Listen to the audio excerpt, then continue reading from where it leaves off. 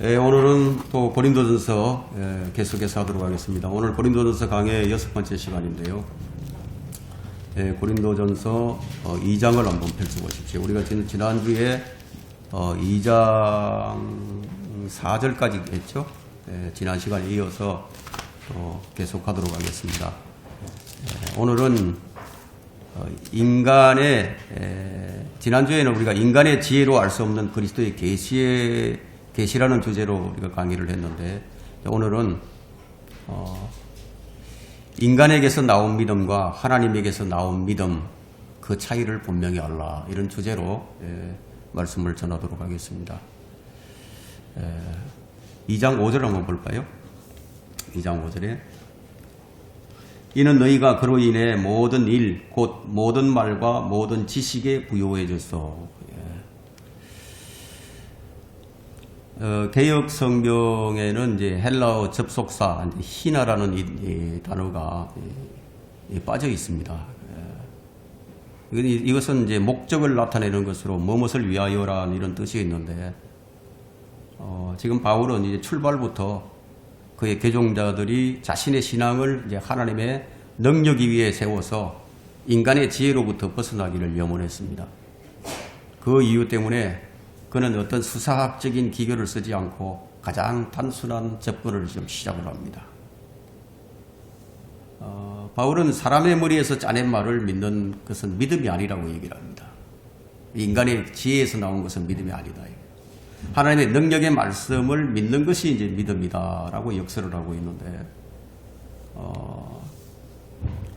복음의 능력이라고 한다면, 이 복음의 능력은 하나님 말씀 가운데만 있고, 또 하나님 말씀을 통해서만 하나님의 능력이 임하게 됩니다. 고린도후서 4장 7절에는 이제 이런 말씀이 있죠. 그러나 우리가 이 보물을 질그릇에 가졌으니 이는 그 능력의 탁월하심이 하나님께 있는 것이지 우리에게 있는 것이 아닙니다. 그러니까 우리가 이제 거듭나서 우리 마음에 이제 성령님께서 이제 거하시게 됐는데, 이제 이것은 이제 우리에게서 난 것이 아니라는 거죠. 우리는 자칫 잘못하면 우리의 믿음이 인간의 지혜에 근거한 믿음이 될 수도 있습니다.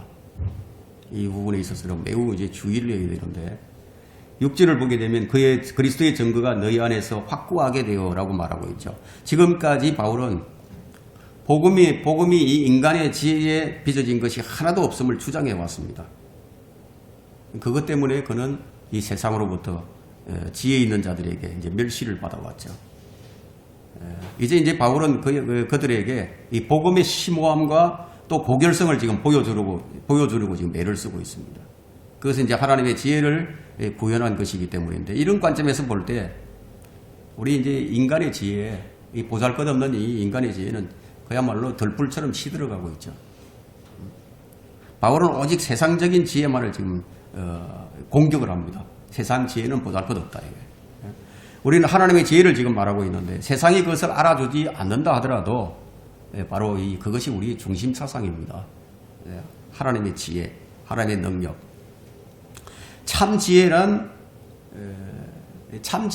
어떤 사람들 사이에서 전해지고 있느냐 하면요, 온전한 사람들 사이에서 전해집니다. 이제 온전한 사람들은 또 어떤 사람들인가? 성경에서 지금 온전한 사람들 가운데서 이렇게 말을 하고 있거든요. 그러니까 온전한 사람들은 어떤 사람들인가 하면 아무런 결함이 없는 자들을 말하는 것은 아닙니다. 인간은 누구나 지금 다 결함을 가지고 있습니다. 여기서 지금 온전한 자들이란 어떤 목적이나 목표에 도달하는 성숙한 자를 얘기하는 겁니다. 어떤 믿음의 분량이 있어서 믿음의 성숙도가 다르죠, 사람마다. 성숙한 사람이 있고 아직 성숙하지 못한 사람들이 있습니다. 근데 바울은 지금 구원받았다고 해서 모두가 성숙한 이해력을 지녔다고 말하지 않습니다. 그들 가운데는 영적으로 어린 사람들도 있기 때문이에요. 그러니까 바울이 말하고 있는 이 지혜는 신앙적으로 지금 성숙한 자들에 의해서 평가되는 그런 지혜를 얘기합니다. 아직 어린 아이들은 이 성숙한 지혜를 나눌 수가 없죠. 평가할 수도 없고. 바울은 그들에게 그가 계시받은 모든 하나님의 말씀들을 다 나누어 줄 수가 있었습니다. 그렇다고 신약 성도들에게 어떤 등급이 있음을 말하고 있는 것은 아닙니다. 믿음의 분량의 차이가 있고 또 그렇다 하더라도 신약 성도들은 등급이 없어요. 다만 이제 모두가 성숙한 사람들이 되어야 하는데, 그러나 처음에는 누구나 어린아이예요. 어린아이부터 시작을 합니다. 그래서 성숙할 수 있는 길은 누구에게나 또 열려 있습니다. 자신이 성숙하지 못하는 것은 전적으로 자신의 책임이죠. 길이 열려 있는데도 자기가 게을리했다거나 잘못된 교리에 빠졌다거나 이랬을 때 성숙하지 못하게 되는 거죠. 그야말로 사도 바울은 지칠 줄 모르는 그런 열정으로서 그가 말하고 있는 지혜가 이 세상의 지혜가 아니라는 것을 거듭 지금 이제 말하고 있는 거예요. 바울이 자기가 하고 있는 이 말은 세상의 지혜에서 나온 말이 아니다는 거죠. 하나님의 능력에서 나온 것이다. 이 점이 너무 중요하기 때문에 바울은 이 문맥을 일관되게 지금 복음에 나타난 하나님의 지혜와 능력을 인간의 지혜와 능력으로 지금 대조를 하고 있습니다. 이제 8절에서 보면요. 또한 그분께서 너희를 끝까지 확고하게 지키시어 우리 주 예수 그리스도의 날에 책망할 것이 없게 하시리라. 이 8절에서 바울은 이 세상의 통치자들이 무지해서 어떻게 했냐면 이 예수 그리스도를 십자가에 못 박아버렸죠. 유대인들과 로마 지도자들이 이 무지해서 그리스도를 알지 못했기 때문에 이 십자가에 못 박아버렸습니다. 만일 그들이 예수 그리스도가 누구신지 알았더라면, 영광의 주가 누구신지 알았더라면 못 박지는 않았겠죠. 이와는 반대로 마귀들은요, 예수님이 누구신지 분명히 알고 있습니다. 사람들은 알지 못했는데 마귀들은 분명히 아는 거예요. 마가복음 1장 24절 한번 찾아볼까요? 마가복음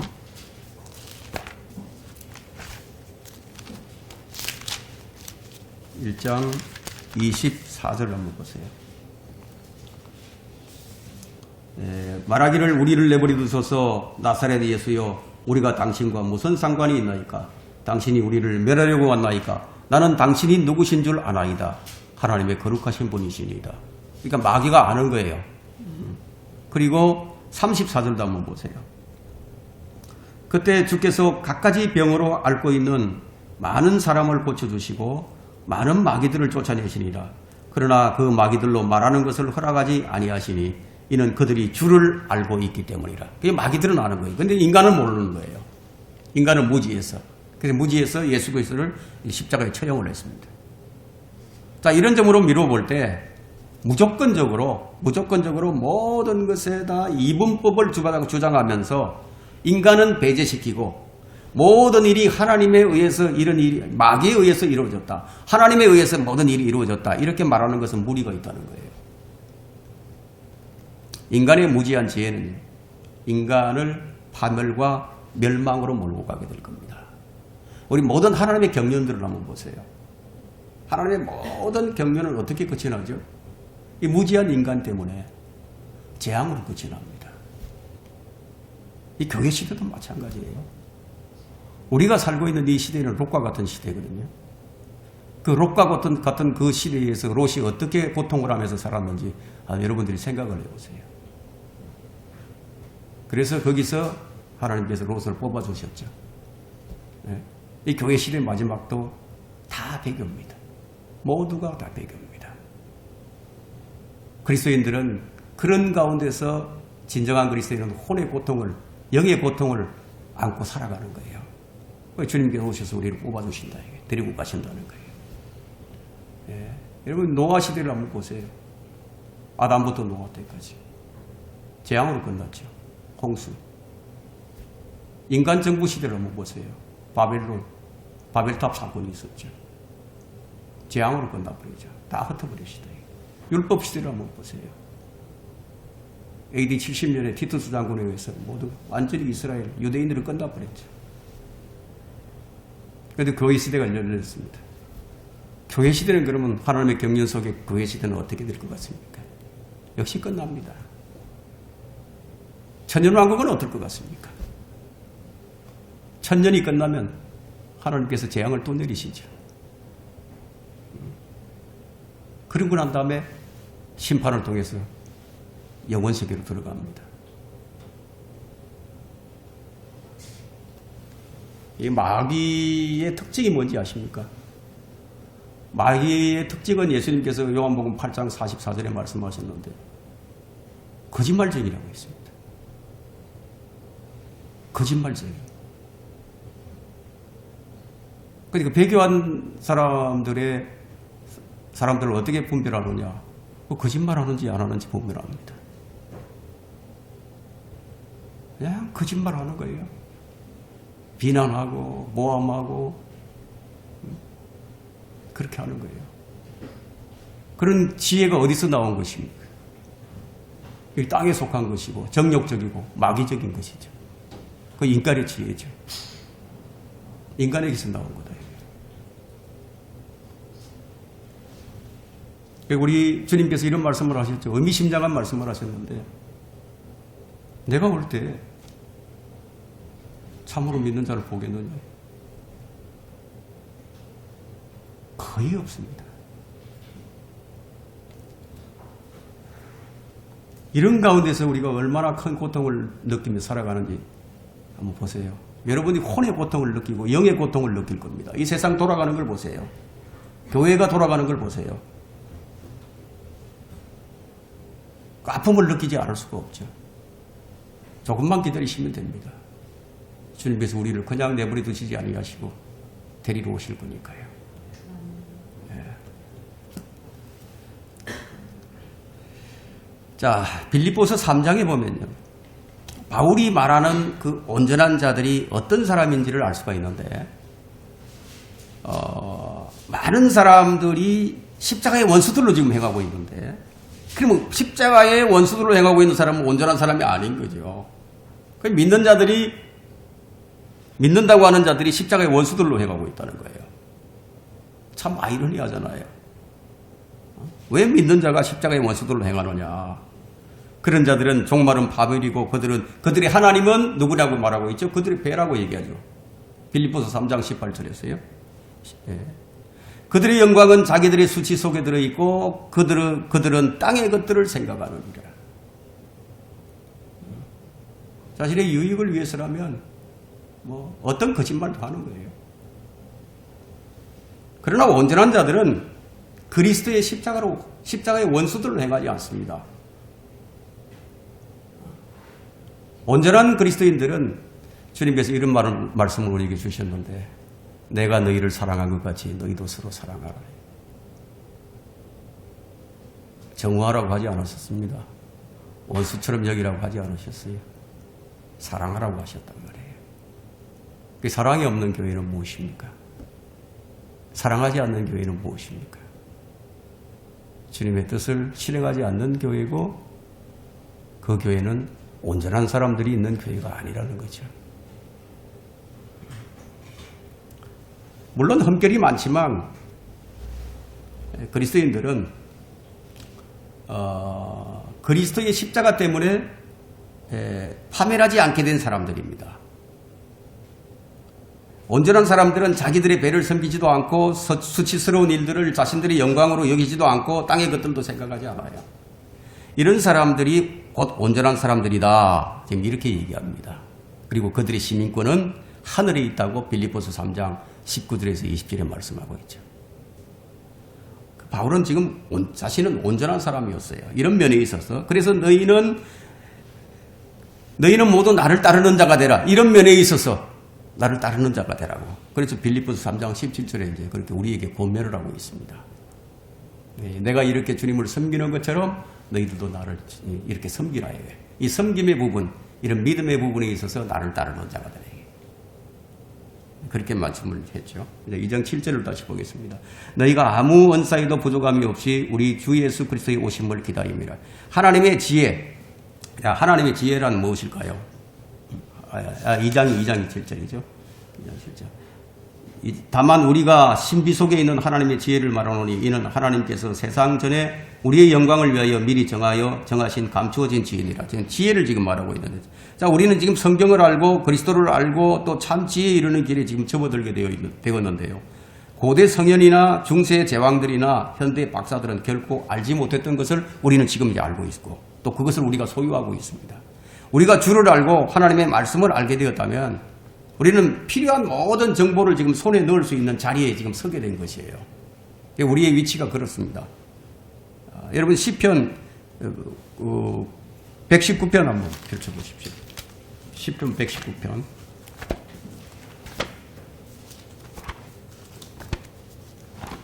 시편 119편 99절 한번 보십시오. 99절부터 제가 읽겠습니다.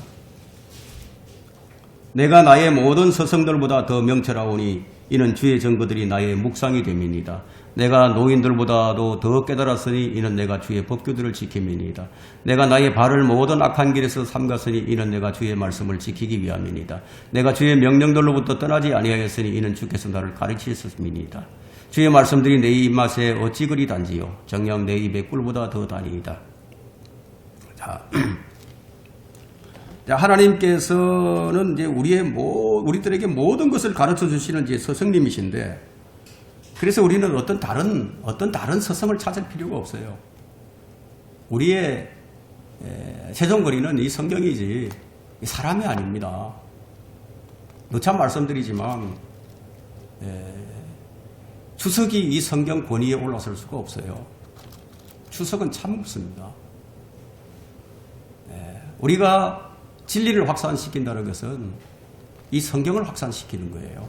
참된 말씀, 하나님의 말씀을 확산시키는 것이지 어떤 참고서를 확산시키는 그런 일을 하라고 우리에게 명령하신 적이 없습니다. 우리 진리의 말씀을 확산시킬 그런 책임이 우리에게 주어져 있는 것이죠. 바른 진리의 말씀을 우리가 이제 확산을 시키게 됩니다. 스승이 따로 없다는 거예요. 인간 스승은 실수투성이에다가 거짓말투성입니다. 그래서 인간 스승을 추종하지 말라, 선생들을 두지 말라, 많은 선생들을 두지 말라고 했죠. 주님께서는 매우 싫어하시는 거예요. 어떤 것을 싫어하시느냐? 누가복음 16장 15절에서 말씀하신 것처럼 사람들 앞에서 크게 높임을 받는 것은 하나님 앞에서는 가증스러움이라고 그렇게 말씀하셨죠. 주님 보시기에는 그것이 가증스럽다는 거예요. 무지한 고린도 교회는 사람을 추종해서 당파를 만들었습니다. 자, 우리는 그리스도를 따르는 자들이지 사람을 따르거나 추종하는 자들이 아닙니다. 그러나 누구에게나 자유가 있어요. 여러분들은 무엇이든지 선택할 권리가 있으니까 여러분들이 자유롭게 선택을 하면 되는 거예요. 여러분이 어떤 성경을 선택할 수도 있고 어떤 교회를 선택할 수 있고 어떤 사람을 선택할 수 있고 무엇이든지 여러분들이 선택할 수 있는 거예요. 하나님께서 그걸 허용하셨습니다. 그러나 그 결과는 나중에 결과는 자신이 책임지는 거예요. 그러니까 자유스럽게 자기가 하고 싶은 거 하면 되는 거예요. 그렇게 한다고 해서 우리가 그걸 비난하거나 그럴 필요가 없어요. 그렇게 하면 된다 이거예요. 그리고 우리는 어떠냐? 우리는 사람을 따르거나 추종하지 않습니다. 우리에게는 누구보다도 위대한 스승님이 계시니까 그분은 성경을 통해서 우리에게 모든 지혜를 공급해 주시는 분이십니다. 그분은 예수 그리스도시죠. 성령님을 통해서 우리에게 지금 역사를 하십니다. 근데 여기서 우리가 주의해야 할 것이 있는데,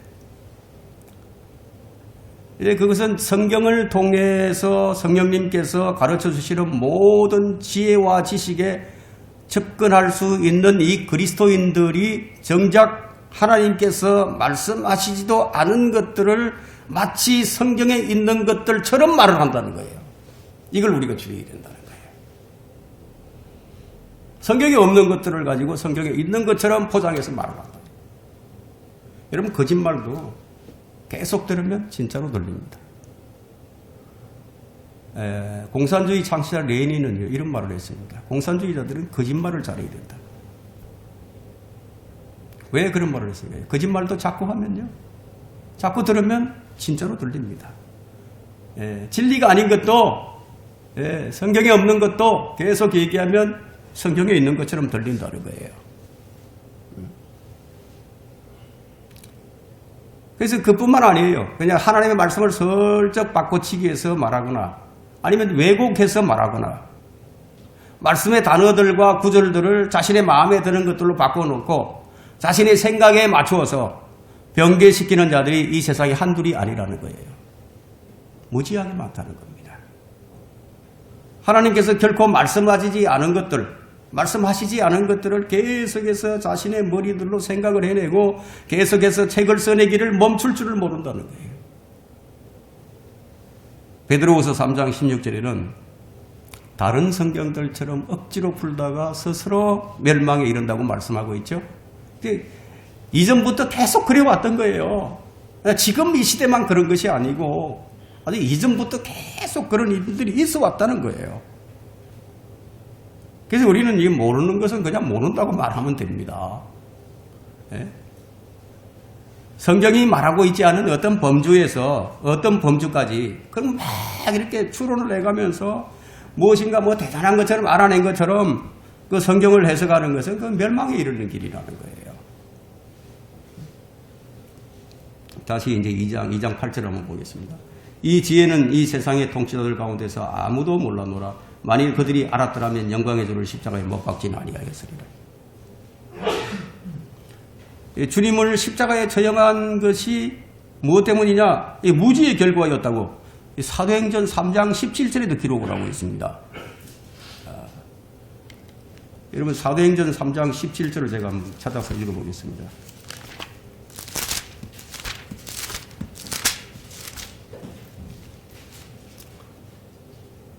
이제 형제들아 너희가 너희 관원들이 그리한 것과 마찬가지로 무지하여 그렇게 행한 줄을 내가 아노라. 무지했다는 거예요. 그들이 예수 그리스도를 십자가에 처형할 때 그들은 예수님께서 선한 분이라는 것은 알고 있었습니다. 예수님은 참 선한 분이시다. 능력이 있는 분이다. 이건 알고 있었어요. 십자가에 처형시켰던 이 백부장도 예수님께서 선한 분이다. 의로운 분이라는 것도 알고 있었습니다. 그런데도 그들은 예수님을 십자가에 못 박았죠.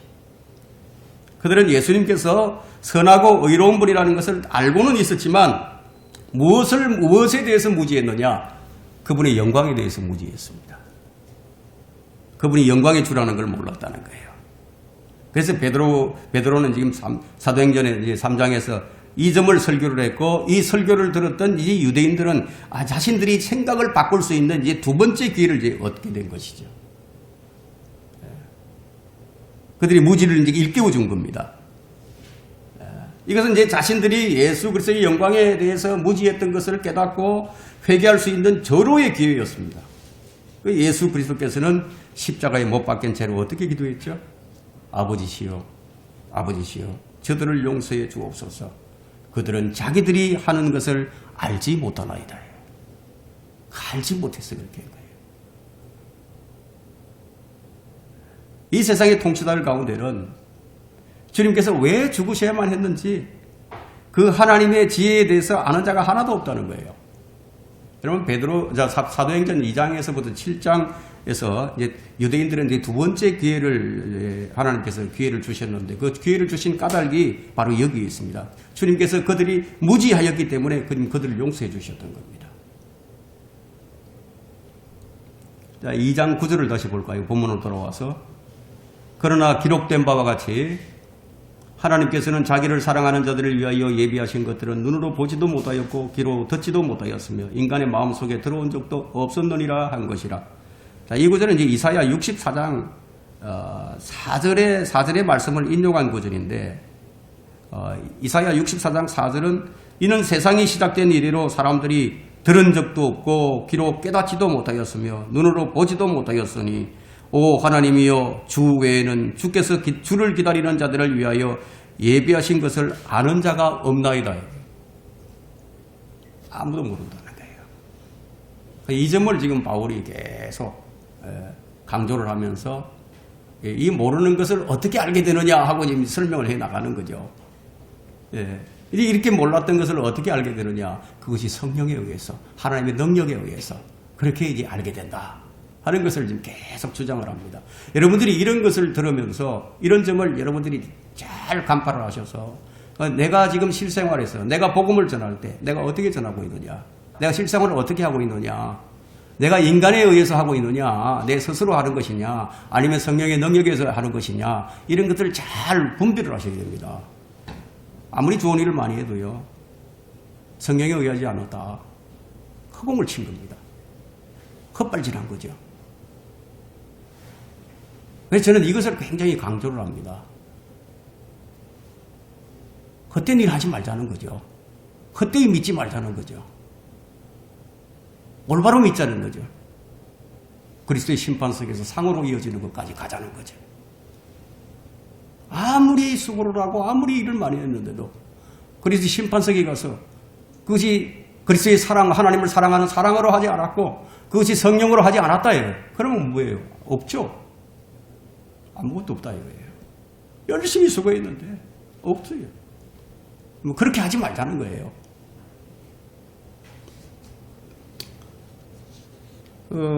저는 이제 어떤 젊은 목사가 성경을 잘 알지도 못하면서 마치 성경을 잘 아는 것처럼 나서서 이 다른 사람들을 비판하는 것들을 참 많이 봅니다. 근데 그들은 신학을 했죠. 신학을 하면서 무죄 시대가 어떻고, 양심 시대는 어떻고, 율법 시대는 어떻고, 은혜 시대는 어떻고, 이 천연왕국 대환란 영원 시대, 하나님의 경륜이 어떻게 바뀌는지 다 배웠어요. 또 그들이 이제 받는 구원의 방법도 다 사람들이 받는 이 시대의 경륜에 따라서 구원받는 방법도 다 다르다는 것도 다 배웠다. 아마 배우지 않아서 그런지는 모르지만 복음이 하나다 이렇게 말을 하면서 교회 시대와 고해 시대의 구원과 환란 시대의 구원을 똑같이 말하는 것을 본 적이 있어요. 그런 엉터리 설교자들이 도처에 깔려 있죠. 자, 그렇다면 성령이 가르치시는 말씀이 뭐냐? 하나님의 영과 세상의 영은 좀 어떻게 다른가? 좀 이런 부분들을 좀 살펴볼 것인데요. 이 10절을 보겠습니다. 그러나 하나님께서 이것들을 우리에게 그의 영으로 나타내셨으니 이는 성령께서는 모든 것 심지어 하나님의 깊은 것들까지도 통찰하시기 때문이라. 인간이 아무리 똑똑하다 할지라도 하나님의 깊은 것들을 알 수가 없죠. 하나님의 영이 아니면 알 수가 없다는 거예요. 하나님의 영이 알려주시지 않으면 알 수가 없다는 거예요. 이 점을 너무 간과합니다. 그러다 보니 인간이 신이 되고 인간이 어떤이 되고 자꾸 인간을 높이게 되는 거죠. 이 점을 알고 있다면요. 인간이 자랑할 수 없어요. 자신을 내세울 수가 없는 거예요.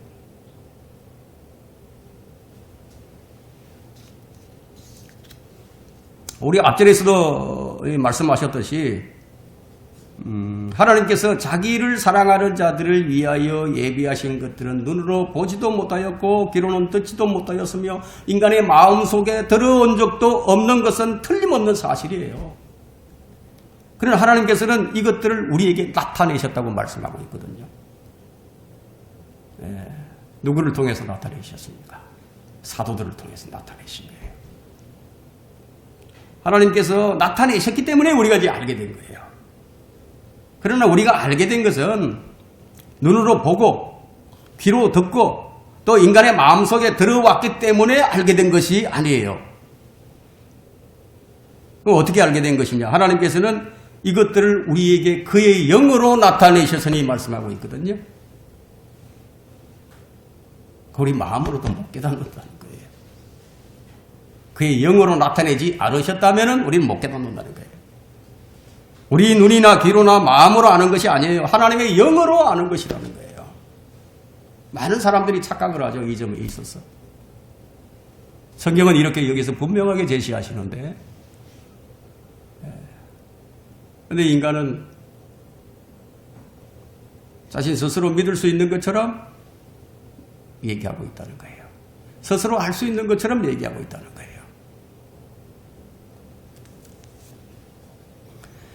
우리는 하나님의 영을 통해서 하나님께서 자기를 사랑하는 자들을 위하여 예비하신 것들이 무엇인지를 우리가 발견하게 됩니다. 여러분은 하나님을 사랑하십니까? 그렇다면 하나님께서 여러분을 위해서 하늘나라에다가 2400km가 되는 평방 킬로미터예요. 높이, 넓이, 길이 다 똑같아요. 이런 황금의 도성을 지금 예비해 놓으신 거예요. 그곳에는 투명한 황금 저택들이 마련되어 있고 황금길이 있죠. 오순절 이후로 구원받은 그리스도인들을 맞이할 준비가 그곳에 다 되어 있습니다. 또한 그곳에 살게 될 사람들이 입게 될 그리스도의 형상과 일치하는 몸, 죄가 거하지 않는 거룩한 몸이 마련되어 있고 죄의 고통도 없고 아픔도 없고 눈물도 사망도 없는 도성이 지금 준비가 되어 있는 거예요. 누구를 위해서? 그분을 믿고 구원받은 그리스도인들을 위해서. 그분의 임재하심 가운데 기쁨만이 넘치는 영원한 집이 마련되어 있고 세상의 기초가 놓인 이래로 예수 그리스도께서 주어졌던 그 영광, 세상의 기초가 놓이기 이전에 하나님의 영광, 예수 그리스도의 영광이 있었죠. 그 이전의 영광을 우리가 볼 수 있게 되는 거예요. 이 모든 것들이 하나님께서 행하시겠다고 말씀을 주신 겁니다.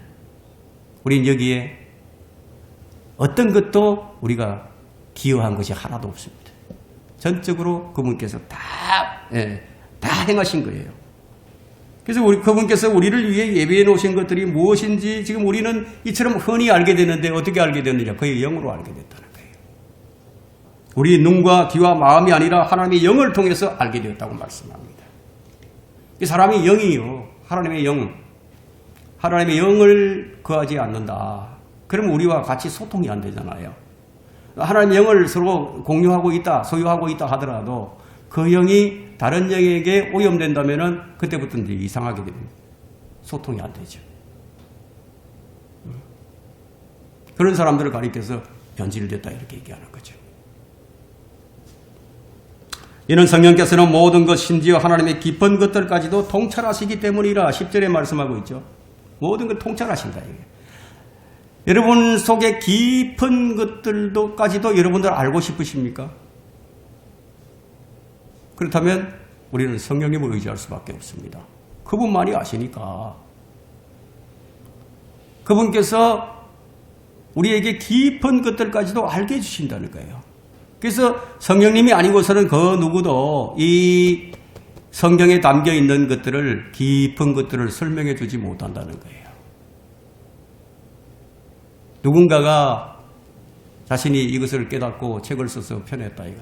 그럼 자기가 스스로 알게 된 것이 아니라 성령님께서 알려주셨으니까 그 책을 쓰는 거예요. 이에 대해 그리스도는 이렇게 말씀하십니다. 이는 너에게 나타낸 것은 혈과 육이 아니라 하늘에 계신 나의 아버지시니라. 엄청난 말씀이에요, 이거는. 우리 인간이 알 수 없는 깊은 영역까지도 하나님께서 알게 해주신다는 거예요. 우리 자녀들이 원하기만 하면 알려주신다는 거예요. 주님께서도 이렇게 말씀하셨죠. 요한복음 14장 26절에서 그러나 위로자이신 성령을 아버지께서 내 이름으로 보내시리니 그가 너희에게 모든 것을 가르치시며 또 내가 너희에게 말한 모든 것들을 생각나게 하시리라. 요한복음 14장 26절에서. 그러니까 헬라어 사전을 들춰보고 히브리어 사전을 아무리 뒤져보아도 성령님의 인도하심을 받지 않고는 우리는 하나님의 말씀에 담긴 진리를 알 수 없다는 거예요. 모든 것이 하나님께로부터 온 것을 안다면 그걸 안다면 그 사람은 절대로 교만해지지 않습니다. 그 사람 입에서 뭐가 사라지는지 아세요? 그런 사람은 내가 했다. 이 말이 사라져버립니다. 바울은 성령으로 말미암아 성취되어 온 계시를 지금 말하고 있습니다. 이것은 하나의 어떤 전환점인데 그는 이전에 그의 논쟁에서 성령님을 종종 언급했지만 이제는 성령의 사역을 지금 다루고 있습니다. 성령께서 어떤 사역을 하고 계시는가. 통찰한다는 것은 성령님이 어떤 정보를 획득했다는 것을 의미하지가 않아요. 이건 좀 다른 거예요. 우리는 어떤 것을 획득하죠. 우리는 어떤 것을 취득하지만 성령님은 그런 분이 아니시라는 거예요. 통찰한다는 것은 그런 뜻이 아니에요. 그 모든 것을 그냥 다 깨뜨려 본다는 거예요. 깨뜨려 흔히 알고 있다는 거예요. 그분의 그 지식의 범위를 초월하는 것은 단 하나도 없다는 겁니다. 그래서 바울은 하나님의 깊은 것들까지라 깊은 것들이라고 말하고 있는 겁니다. 하나님의 깊은 것들. 깊다는 것은 무엇입니까? 청량할 수 없는 거죠. 깊은 바다를 가리킬 때 우리가 그 말을 사용하죠. 깊다 이거야. 청량할 수 없다. 깊이를 잴 수 없다 이런 뜻인데 어떤 피조물도 하나님의 경륜 안에 깊숙이 감춰져 있는 그 하나님의 깊이를 알 수가 없는 거예요. 그러나 성령님은 그것을 아십니다. 이 성령이 바울이 말하고 있는 그 진리를 계시하시는 분이십니다. 이제 11절만 보고 오늘 강의를 좀 마치도록 하겠습니다. 사람의 일을 그 사람 안에 있는 사람의 영이 아니면 누가 알리요? 매우 중요한 부분입니다. 이와 같이 하나님의 일도 하나님의 영이 아니면 아무도 모르느니라. 지금 성령의 위치가 인간의 성질에 유추되어 지금 제시되고 있는데 인간의 영을 제외하고서 그 인간 속에서 무엇이 지금 일어나고 있는지 참으로 알 사람은 아무도 없다는 겁니다. 다른 사람들은 밖에서 추측할 뿐이죠. 그러나 인간의 영은 추측하지 않습니다. 이와 같이 하나님 외에는 하나님 안에서 일어나고 있는 것을 알 자는 아무도 없다는 거예요.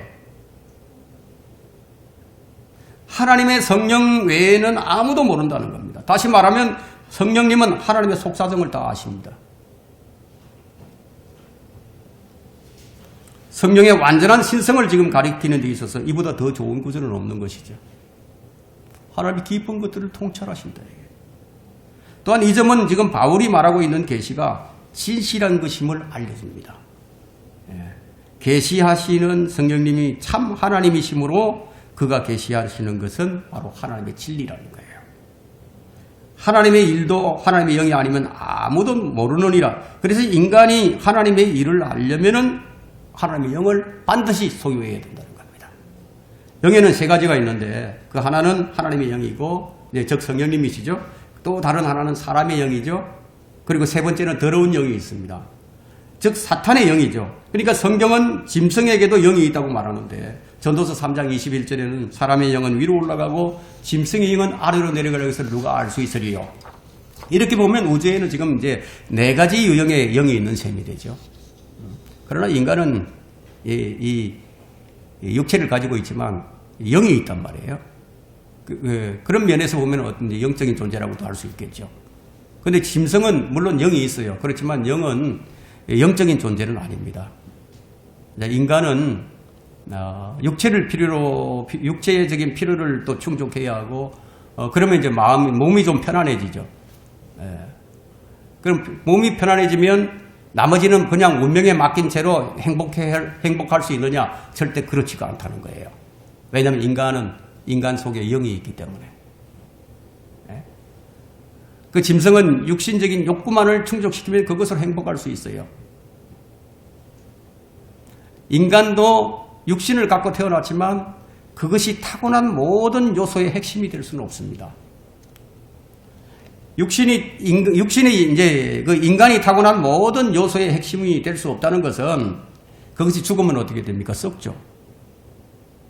벌레들이 먹습니다. 그것을 알기 때문에 육신만이 아닌 다른 무엇인가를 위해서 살려고 하는 것을 보면 우리가 그것을 알게 되는 거예요.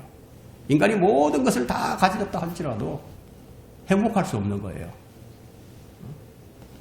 그 인간은 그 중심에 뭐가 자리 잡고 있냐면 영이 자리 잡고 있습니다. 인간의 중심에는.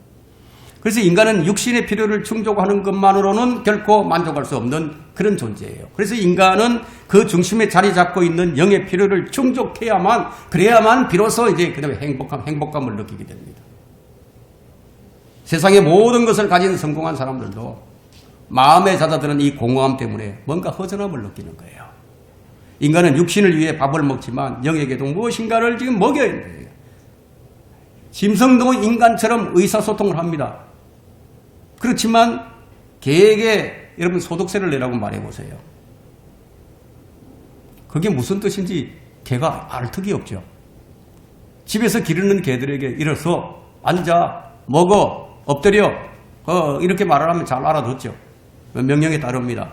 이것을 보고 우리가 짐승도 어느 정도 생각이 있다는 것을 알 수가 있는데 그러나 아무리 그렇다고 해서 인간과 짐승 사이에서 완전한 소통이 이루어지느냐? 그건 불가능합니다. 결코 그렇지가 못하죠. 아무리 훈련을 잘 시키고 집에서 함께 산다고 해도 인간과 짐승 사이에는 어딘가 건너갈 수 없는 어떤 간격이 있기 마련입니다.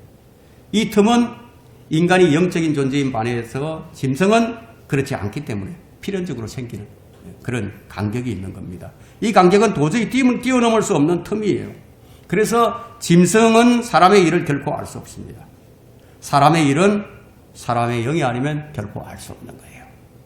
구약 성경에서는 사람의 영을 주의 촛불이라고 얘기합니다. 그러니까 영을 통해 사람의 영을 통해서 다 아시는 거죠, 주님께서. 짐승이 사람의 일을 알려면 어떻게 해야 됩니까? 사람의 영을 소유해야 됩니다. 그것만이 가능한 가능성이 있는 거죠. 이와 마찬가지로 하나님의 일도 하나님의 영이 아니면 인간이 도저히 알 수 없는데, 인간이 하나님의 일을 알려 한다면 하나님의 영을 소유해야만 된다는 거예요. 그래서 거듭나야 한다는 거예요. 그런데 다행히도 주님께서는 인간으로 하여금 하나님의 영을 소유할 수 있도록 해 놓으셨어요. 우리가 예수 그리스도를 영접하고 새 생명을 얻으면 하나님께서는 우리 안에 하나님의 영을 넣어주십니다.